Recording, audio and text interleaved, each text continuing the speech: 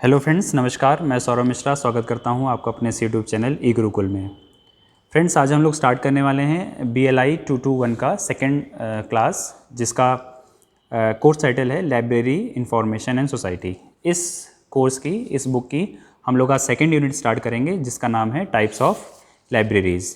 अगर स्टूडेंट्स आप इसका कोर्स स्ट्रक्चर देखेंगे तो हमें मिलेगा, इसमें मेनली हमें टाइप्स ऑफ लाइब्रेरीज़ के बारे में पढ़ना है, जिसमें हमारे पास हम पढ़ेंगे national libraries, academic libraries, public libraries, special libraries, digital libraries, hybrid libraries and virtual libraries. तो फ्रेंड्स, स्टार्ट करते हैं अपना हम पहला टॉपिक, जिसका नाम है नेशनल लाइब्रेरीज़। पेज नंबर 34 में नेशनल लाइब्रेरीज़ स्टार्ट किया गया है, जिसमें मेनली हम जानते हैं कि ऐसी कोई लाइब्रेरी जो एक इंटरनेशनल फोरम में, एक इंटरनेशनल इंस्टीट्यूशंस के ऑर्गेनाइजेशंस में किसी देश को रिप्रेजेंट करें, किसी कंट्री को रिप्रेजेंट करें, उसे हम लोग नेशनल लाइब्रेरीज़ की डेफिनेशन में रखते हैं। ये लाइब्रेरीज़ मेनली क्या काम करेंगी? ये किसी भी देश की नेशनल लाइब्रेरीज़ उस देश की जो नेशनल इम्पोर्टेंस की चीज़ें होती हैं, चीज़ों का मतलब होता है books, newspaper, magazines, artefacts, manuscripts, जो रेयर मैन्यूस्क्रिप्ट्स हैं वो सारी। तो किसी कंट्री की लाइब्रेरीज़ में अगर आप ये सब चीज़ें देखें, जहाँ पे बहुत रेयर चीज़ें रखी हों, रेयर बुक्स रखी हों, पीरियोडिकल्स रखे हों, बहुत सारी बिब्लियोग्राफिक इन्फॉर्मेशन आप वहाँ पे स्टोर्स करते हों, बहुत पुरानी और एशियंट मैन्यूस्क्रिप्ट्स जो हाथ से लिखी गई एशियंट पीपल्स या एशियंट हिस्ट्री में उस कंट्री की, वो मैन्यूस्क्रिप्ट्स अगर आपको वहाँ मिलती हैं तो वो लाइब्रेरीज़ हम लोग कंसिडर करेंगे नेशनल लाइब्रेरीज़ की। हमारे पास एक इंटरनेशनल ऑर्गेनाइजेशन है जिसका नाम है यूनेस्को। यूनेस्को ने बहुत सारी चीज़ों पे रिसर्च करके और बहुत सारी चीज़ें डेवलप करके एक डेफिनेशन बनाई थी कि किस कंट्री की लाइब्रेरी को हम लोग नेशनल लाइब्रेरीज़ करेंगे। वो डेफिनेशन आपको पेज नंबर 35 में मिल जाएंगी। उससे पहले भी कुछ डेफिनेशन हमारी पेज नंबर 34 में आपको मिलेगी, जिसमें ये लिखा गया है कि अगर कोई लाइब्रेरी गवर्न फंडेड हो, गवर्नमेंट के द्वारा उसको पैसा मिलता हो, सेंट्रल गवर्नमेंट के द्वारा, और उसका मेन काम ऐसा नहीं कि वहाँ रीडर्स जाके आएँ, पढ़ें, बैठें और उनको बुक्स बोरो करने के लिए, बुक्स इशू करने के लिए परमिशन हो। नहीं, नेशनल लाइब्रेरी में ये सब चीज़ें नहीं होती हैं।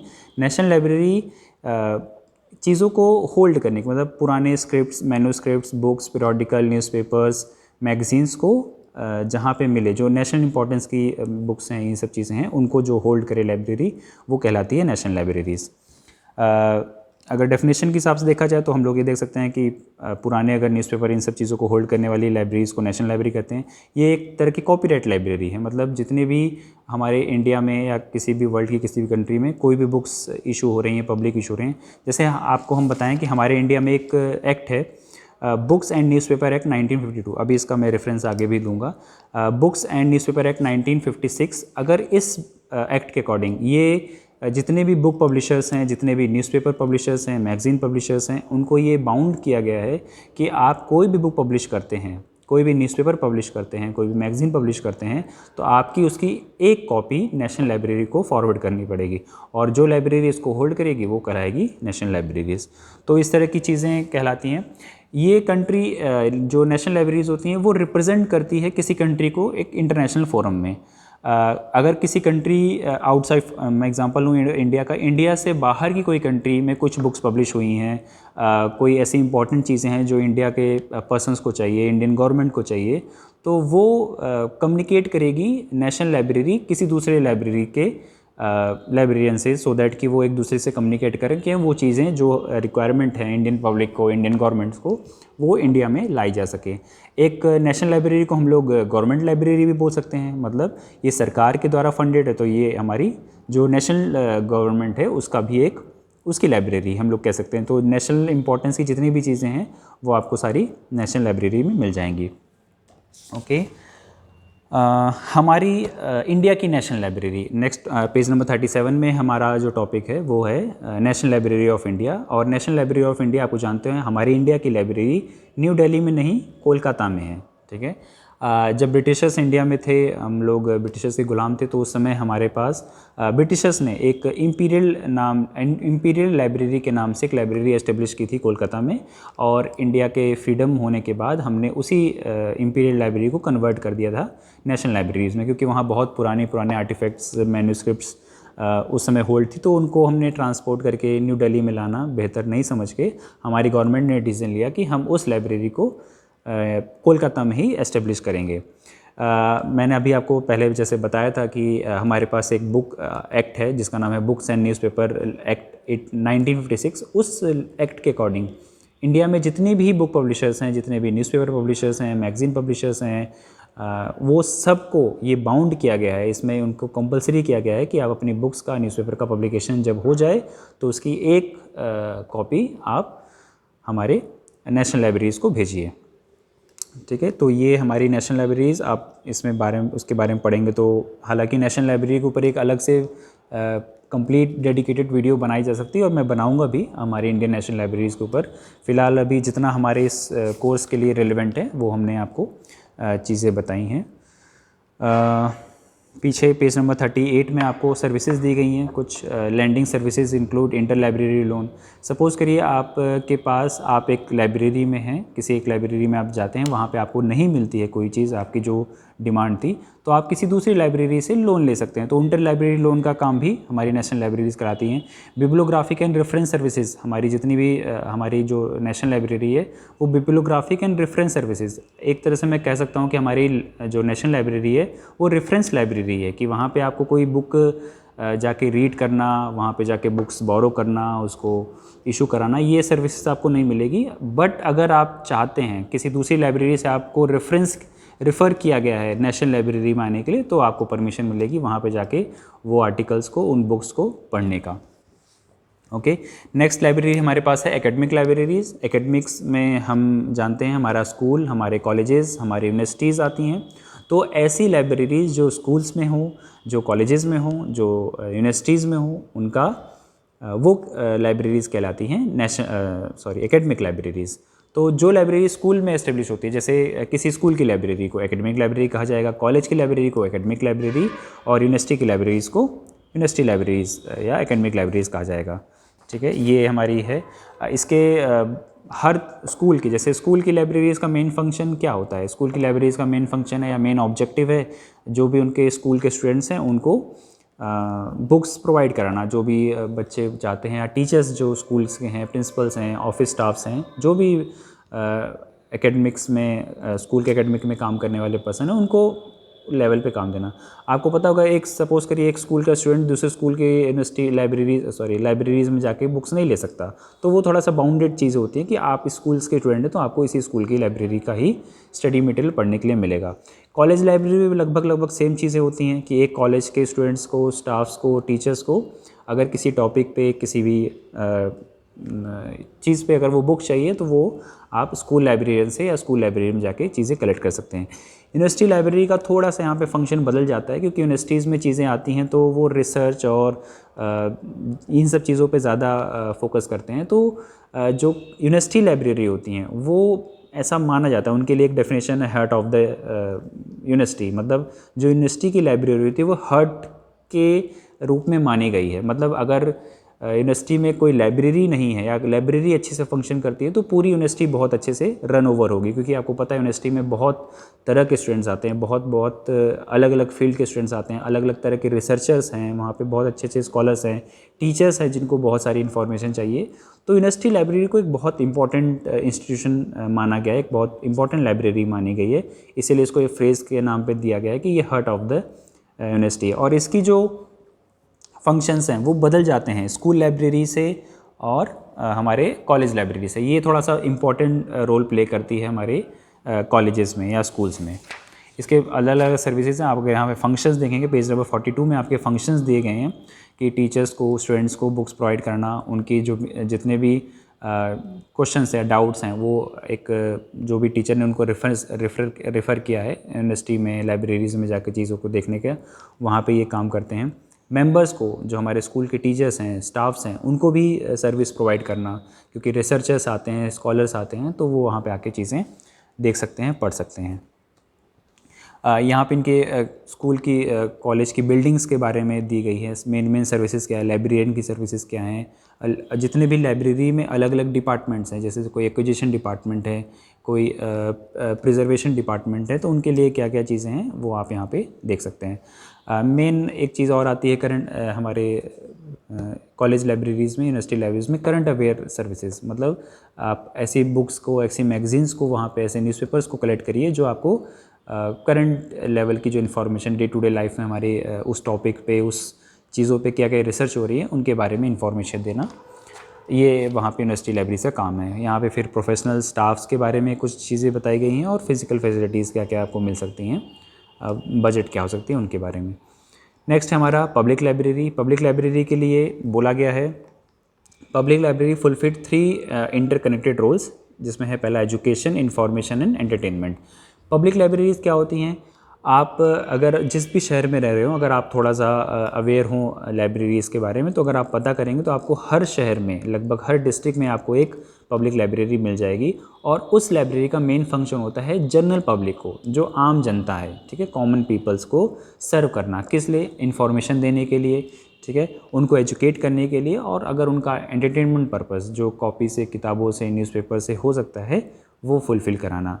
पब्लिक लाइब्रेरी का एक मेन ऑब्जेक्टिव होता है कि किसी भी पर्सन को, मतलब वो किस जेंडर का है, किस कास्ट से बिलोंग करता है, किस रिलीजन को मानता है, किस लैंग्वेज में बात करता है, इन चीज़ों को नेगलेक्ट करते हुए सभी रीडर्स को, सभी आम जनता को अपनी लाइब्रेरी में एक्सेस देना, ठीक है, और वहाँ पे जो भी उनको सर्विसेज चाहिए, जिस भी तरह की किताब्स, डॉक्यूमेंट्स और मैगजीन्स, न्यूज़पेपर चाहिए, वो उनको प्रोवाइड कराना। तो ये एक मेन फंक्शन है लाइब्रेरी का और पब्लिक लाइब्रेरी का। और पब्लिक लाइब्रेरी इंडिया के सभी डिस्ट्रिक्ट्स में ऑलमोस्ट अवेलेबल हैं। अगर आप थोड़ा सा अवेयर हों तो आप अपने नियर बाई डिस्ट्रिक्ट्स में डिस्ट्रिक्ट लाइब्रेरी या पब्लिक लाइब्रेरी में जाके ये चीज़ें देख सकते हैं। यूनेस्को ने बहुत इंपॉर्टेंस दी है किसी भी पब्लिक लाइब्रेरी को, और उसको बोला गया है इस लोकल गेटवे ऑफ नॉलेज, ठीक है। किसी भी आम जनता के लिए अगर नॉलेज का थोड़ा सा इंपॉर्टेंस हो तो वो आप जाके पब्लिक लाइब्रेरी में देख सकते हैं। लेकिन हाँ, इंडिया में ये चीज़ें बहुत ज़्यादा अच्छे लेवल पे नहीं हो रही हैं, लोगों के अंदर अवेयरनेस नहीं है। पब्लिक लाइब्रेरीज़ तो ऑल ओवर डिस्ट्रिक्ट्स में हैं, बट पब्लिक ही अवेयर नहीं है कि वहाँ पे जाके अपने फ्री टाइम में अच्छी चीज़ों को देख सकें। जैसे मैंने बताया, ये किसी भी देश के नागरिक को में डिफ्रेंशिएट नहीं करेगी। आप किस रिलीजन को मानते हैं, आप किस जेंडर से हैं, आप किस कास्ट को बिलोंग करते हैं, इन सब चीज़ों को हटाकर, ठीक है, क्योंकि नाम ही देखिए आप पब्लिक है, और पब्लिक का मतलब वो कोई भी हो सकता है। अब पब्लिक लाइब्रेरी में जाकर आप चीज़ें इस तरह से देख सकते हैं। क्या क्या काम करता है एक पब्लिक लाइब्रेरी, या क्या ऑब्जेक्टिव क्या है? एजुकेशन देना, जैसे बताया, इन्फॉर्मेशन देना, एजुकेशन देना किसी भी टॉपिक्स पे, वो कोई स्पेसिफिक टॉपिक नहीं हो सकता है।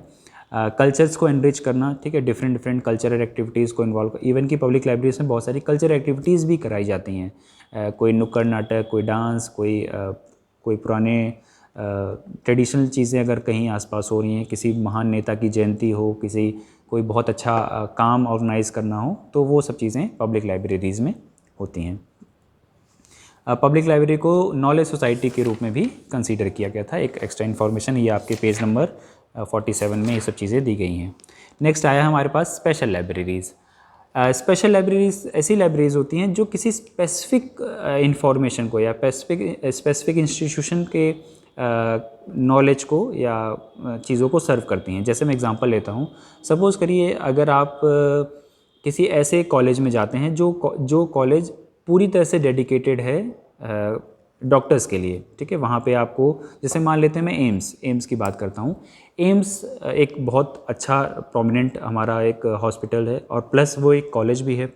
तो एम्स में कॉलेज भी चलता है, एम्स में डॉक्टर्स भी हैं, वहाँ पे ऑपरेशंस भी होते हैं, वहाँ पे ट्रीटमेंट भी किया जाता है, और वहाँ पे स्टूडेंट्स की पढ़ाई भी होती है। तो इन सब चीज़ों को, मतलब जो एम्स की लाइब्रेरी, जो वहाँ एम्स की लाइब्रेरी होगी, वो आप जानते हैं वहाँ पे सिर्फ़ और सिर्फ मेडिसिन, डॉक्टर या मेडिकल साइंस से रिलेटेड चीज़ें ही मिलेंगी आपको। वहाँ पे आप जाकर कोई एंटरटेनमेंट की चीज़ें, मतलब फिल्म इंडस्ट्री से संबंधित कोई चीज़ें आप नहीं पढ़ पाएंगे। वहाँ पे जाके आप स्पोर्ट्स से रिलेटेड चीज़ें आपको ज़्यादातर नहीं मिलेंगी।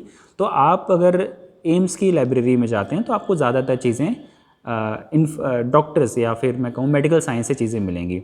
इसी तरह आप इंडियन स्पेस एजेंसी जो इसरो है, इसरो की लाइब्रेरी में अगर आप जाते हैं तो इसरो की लाइब्रेरी में आपको पता है सिर्फ साइंस एंड टेक्नोलॉजी से ही रिलेटेड चीज़ें मिलेंगी और चीज़ें नहीं आएंगी।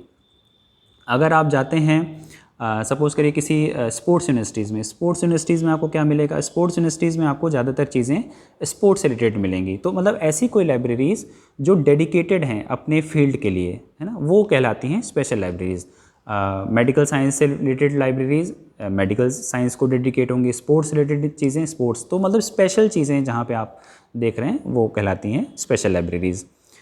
हर चीज़ जो भी स्पेशल लाइब्रेरीज़ होती हैं वो अपने अपने फील्ड को डेडिकेट करती हैं। मेडिकल्स के लिए मेडिकल साइंस से रिलेटेड लाइब्रेरी, स्पोर्ट्स के लिए स्पोर्ट्स साइंस से रिलेटेड वो सारी चीज़ें। नेक्स्ट पॉइंट है हमारा 49 पेज पे डिजिटल लाइब्रेरीज़।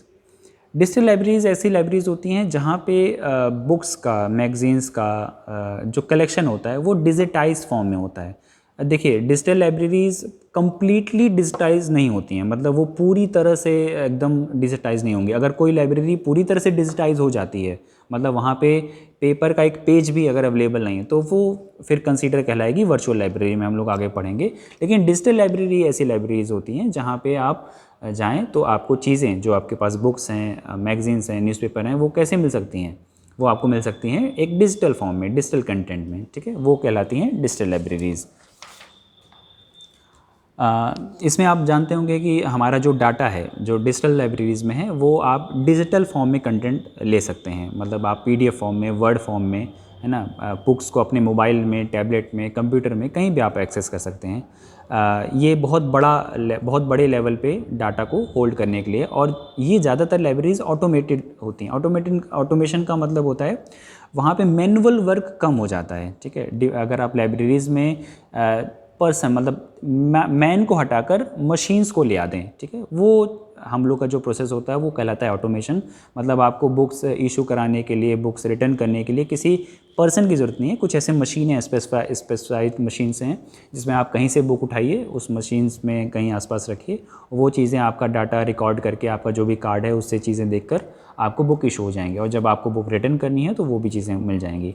और अगर आप चाहते हैं तो आपको पीडीएफ में, वर्ड फॉर्मेट में, या अगर वीडियोज़ हैं, कोई ऑडियो सीडीज़ हैं, तो वो भी आपको चीज़ें मिल जाएंगी। अगर कुछ ऐसा मिलता है तो वो चीज़ें कहलाती हैं डिजिटल लाइब्रेरीज़। ओके, जानते होंगे डिजिटल लाइब्रेरीज़ में टेक्निकल चीज़ें ज़्यादा होंगी, मतलब आप मैनुअल कम होगा, फिज़िकल चीज़ें थोड़े कम मिलेंगी आपको। ऐसा नहीं है कि बिल्कुल नहीं मिलेंगी बट कम मिलेंगी, फिज़िकल चीज़ें कम मिलेंगी, डिजिटाइज फॉर्मेट आपको ज़्यादा मिलेगा। नेक्स्ट हमारा टॉपिक है पेज नंबर 55 पे वर्चुअल लाइब्रेरीज़। अब जैसे मैंने अभी आपको बताया वर्चुअल लाइब्रेरीज़ में कोई फिज़िकल इक्विपमेंट्स नहीं होगा। इवन कि लाइब्रेरी कोई बिल्डिंग नहीं है, लाइब्रेरी कोई फर्नीचर नहीं है, कोई अलमीरा नहीं है, कोई एक सिंगल बुक भी नहीं है।